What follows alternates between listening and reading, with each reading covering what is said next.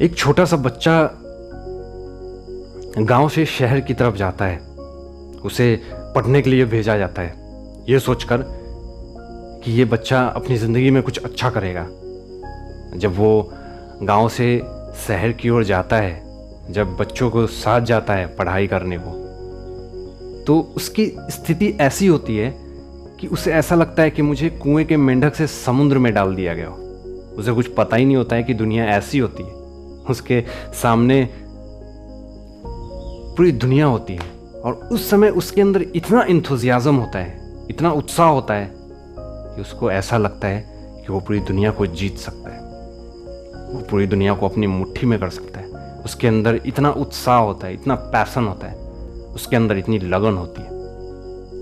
जब वो बच्चा धीरे धीरे बड़ा होता है तो उसको ऐसा लगता है कि लोग तो मेरे से भी जीनियस हैं, मेरे से भी अच्छी सोच के हैं, मेरे से भी ज़्यादा टैलेंटेड है। वो बच्चा धीरे धीरे डिमोरलाइज होने लगता है। धीरे धीरे ऐसा उसको लगता है कि मैं तो कुछ हूं ही नहीं, और हमेशा अपने आप को कोसता है कि प्रभु आपने मुझे ऐसा क्यों बनाया। हे पिता परमेश्वर, आपने मेरी सोच ऐसी क्यों बनाई।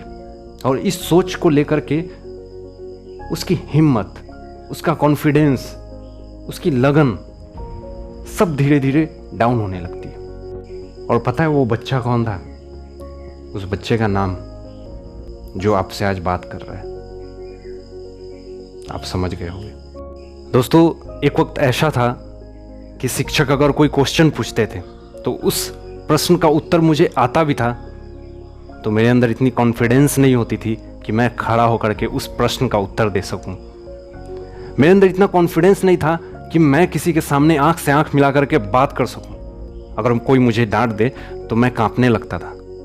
मतलब ये मैं इसलिए आपको बता रहा हूं कि एक ऐसा इंसान भी अपनी ज़िंदगी में कुछ कर सकता है, कुछ पा सकता है, तो आप क्यों नहीं कर सकते हो? मैं इसलिए ये स्टोरी आपको बता रहा हूं। फिर उस बच्चे के जीवन में एक ऐसी दिव्य शक्ति आती है, एक ऐसा प्रकाश आता है कि उसकी पूरी ज़िंदगी चेंज हो जाती है, उसकी सोच बदल जाती है, वो पैशनेटिक फिर से हो जाता है, फिर से इंथुजियाज्म उसके लाइफ में आ जाता है, फिर से वो खिल जाता है, फिर से वो उमंग से भर जाता है, फिर से उसको ऐसा लगता है कि मैं पूरी दुनिया को जीत सकता हूँ। और वो पिता परमेश्वर की शक्ति, वो पिता परमेश्वर की सुप्रीम पावर सब उसी के मिलने से होता है। वो एनर्जी आने से अपने लाइफ में फिर से क्रांति आ सकती है।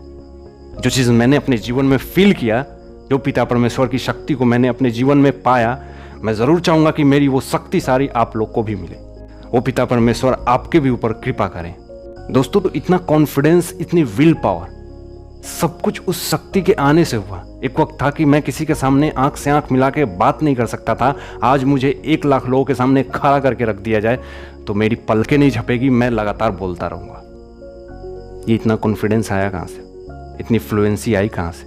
आप भी कुछ इंस्पायर होकर के ज़रूर कुछ बड़ा कर सकते हो। दुनिया का कोई इंसान कर सकता है, बस उसके अंदर वो लगन होनी चाहिए, वो पैशन होना चाहिए कि मुझे कुछ करना है, मुझे कुछ ज़िंदगी में कुछ बड़ा मुकाम हासिल करना है। अगर ये चीज़ आपके भीतर है तो आप कुछ भी कर सकते हो। You can do anything, anything, कुछ भी इम्पॉसिबल नहीं इस दुनिया में, मेरे नज़र से, मेरे व्यू से।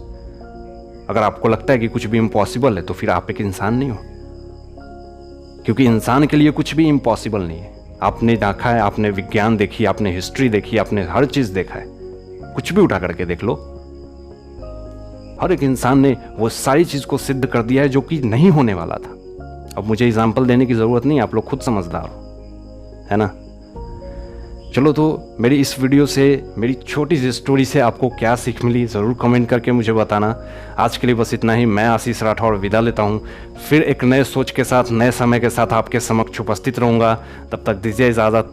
आपका जीवन सफल हो, मंगल हो। धन्यवाद।